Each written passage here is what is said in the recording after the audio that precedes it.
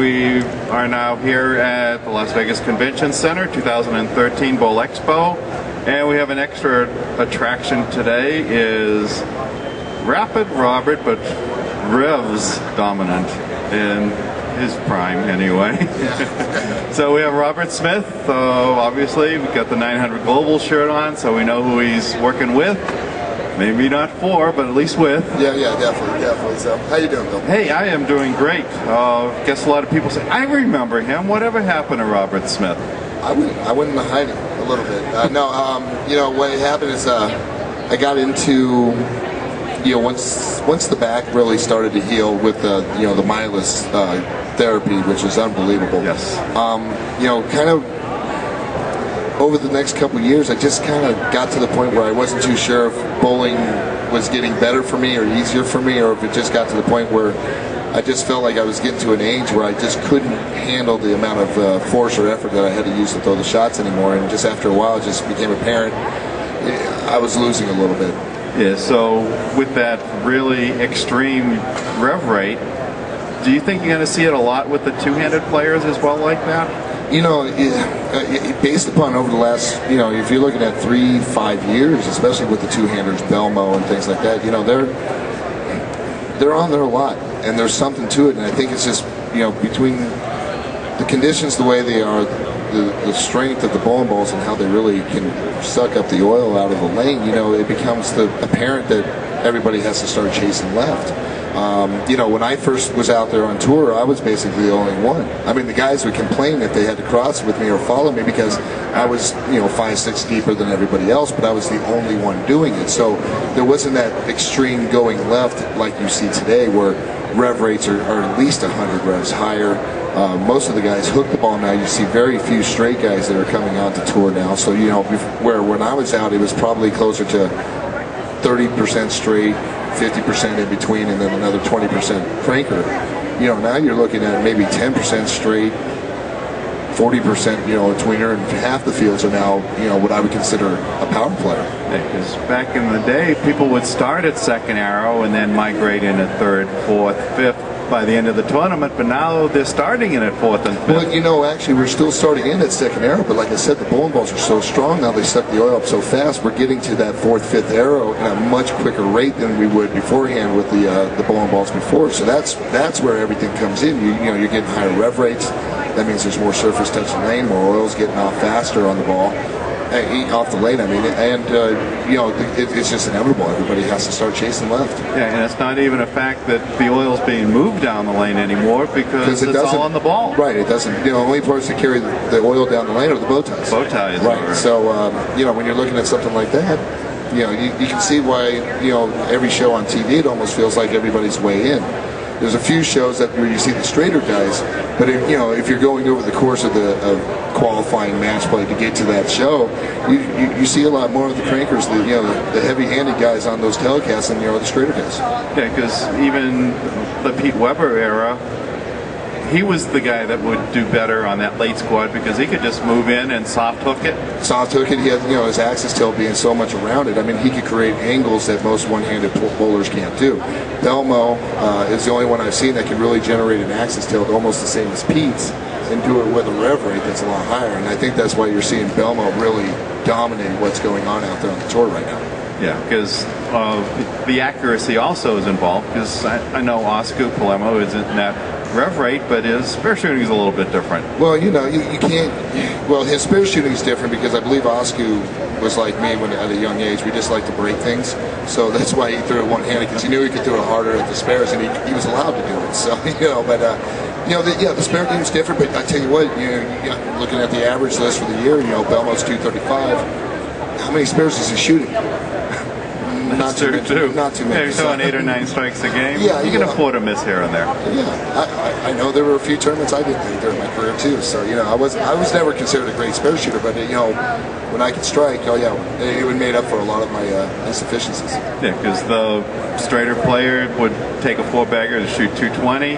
guys like you would throw 8 strikes, couple of opens, and I'm still 220. You know, the biggest difference I learned on tour, and this is something I had to learn over my career, is how to figure out how to stop going 6 and 7 count when I missed and get 8 and 9 count when I missed. And once I started learning to get more 8 and 9s and 6 and 7s, it was amazing. I mean, the scores would be, you know, my scores would always end in 1s, 2s, and 3s. That was the biggest joke with the tournament director over at Kirk Von Kruger. You'd always look at my sheet, and it was like 231, 252, 202. It was like, why is every game ending in 2? And I'm like, I throw one shot and I miss, I get 6. I go 6-2. I don't know what's going on. Yeah, and that 1 or 2 pins a frame at the end of the tournament, that's 50 pins. Yeah, exactly. And that was the hump I had to figure out how to get over. I didn't know how to stop doing it. And once I learned to get everything more under control, where I was getting the 8s and 9s, stuff that I can make, it was amazing how much better I got. And started winning, started giving myself chances to win, getting on those shows. So, are we going to see you out on tour this year?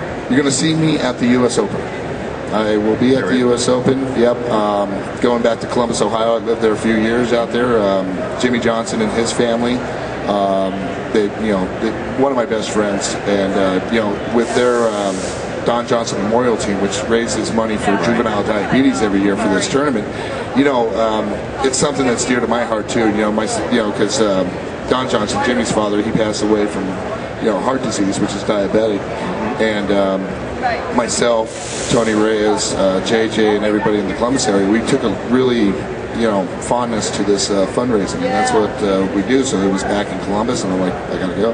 Okay, Kenny Van Baber just joined us. Kenny, got a question for Robert? A lot of our young bowlers, do you have any suggestions or tips for them starting out and maybe trying to get to the next level?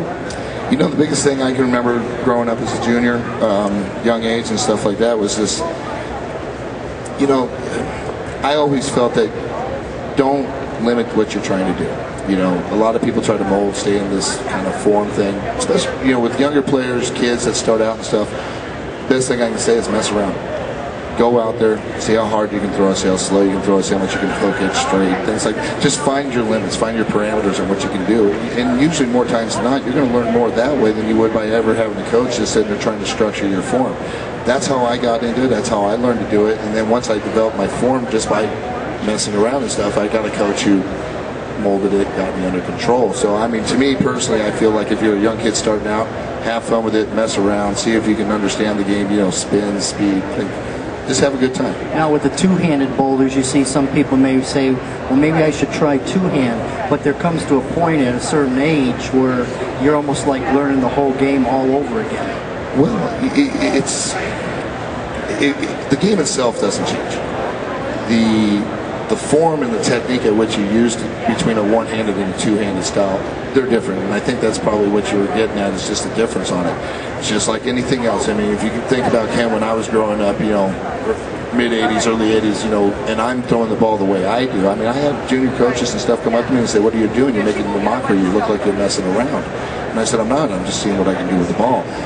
And look what happened. I mean, I did something that, no one had really done for a while with actually some consistency, since probably Roth or Hanley or something like that. So, to me, there's no real right or wrong way to do it. There's no real right or wrong way to do it. I think it's just take your talent, take your style, and go out and see what you can do. People are going to know if they want to do one or two-handed. I mean, me personally, no, I can't do two, but, Well, now, Oscar and Jason, they grew up. Same age, completely opposite ends of the globe. They never met each other until they started bowling international. So there was no affiliation or whatever. It's just a random thing where I think kids that got started at an early age who understood the game, even at the age of 4 or 5. I mean, like, I used to bowl in the hallway with a tennis ball and my sister with baby bottles and knock them down when I was 3, 4 years old, trying to hook it, things like that. So some of the kids, myself, Belmo, Oscar included, they understood the physics of the game. And, at the age of 4 or 5, you're going to use two hands because the ball's heavy. And that's the style they developed. I don't see anything wrong with it by all means. I mean, I think it's great. And I think something down the road again is going to revolutionize the game, style-wise, something like that. I mean, maybe we'll kick the ball. I don't know. But, Only thing I see down the road is Oscar and Jason, they're having problems they have the back, they have different issues. So you really, you don't know until you get to 40s or 50s or 60s what this is going to do and how long you're going to be able to do that. Well, Ken, you knew me. I mean, I was early 30s when mine started going out. So, it's the price you're going to pay. I mean, you understand, the power player is where the game's at right now on tour. There's no question. And I think it's just a different mentality. It's a much more athletic game than probably what it was 30 years ago. And that's why I think you see, the Petes, Walters, things like that, who can still bowl at their age. And it's because they didn't have that style or that equipment growing up that the ones do now. The ones do now, it's a much more physical, athletic game. I mean, you got to be a lot stronger speed to get these balls to stay under control. More, you put a lot more effort on the body. I think it's going to go. It's turning into no different than any other sport, really. Talk a little bit about Global. Oh, 900. 900 Global, yeah. Been with them for 4 years now. Great company. I love working with them. Dave Smart, Mike Sellers, the owner, and everything like that. The company was always good to me. These people I actually got to work with and stuff when I first got into the industry back when I was 18. Dave Smart was actually one of the first ball, reps that I actually got to talk to, and I was a Columbia guy when I first came out, bowling on the scene. And over the years had a good relationship with them. And then when 900 Global came back out, and I was just kind of bouncing around and talked to Dave one night, and over a handshake, we pretty much did a deal, and I became part of 900 Global. They bring me out to Japan twice a year for bowl jams, which are great events where we go and push and promote the 900 Global, plus also the private Japan releases for 900 Global out there also. Run pro-ams, 3-hour seminars every day. It's really a great event for people to come out. And we get anywhere between 60 to 80, 90 participants every night, and we get a lot of spectators. And, so 900 really, they do a good job promoting. I mean, here in the U.S. we're a little smaller, but out in Japan and stuff, we have a very good following out there. Okay, so outside of these trips to Japan and the U.S. Open, what's your day job now? My day job? My day job right now is, I got a few odds and ends going on, right now. Not out here in the pro shop anymore at Red Rock, which is upsetting, but, things happen. And, right now just going to look at my options. I mean, we all know I'm not afraid to go move anywhere that I need to. So, keep my eyes open, see what's available, and, we'll go from there. So for the bowlers out there, keep your eyes open. Maybe a Robert Smith in the neighborhood. I might swing by your neighborhood. You never know. Robert, thanks as always, and we appreciate you coming on. Ken, thank you very much, my friend. Anything we can do, let us know. Bill, thank you. We appreciate you always coming on the show whenever we ask you. GoBowlingShow.com. Let's go bowling. Thanks, Robert. Thank you, Ken.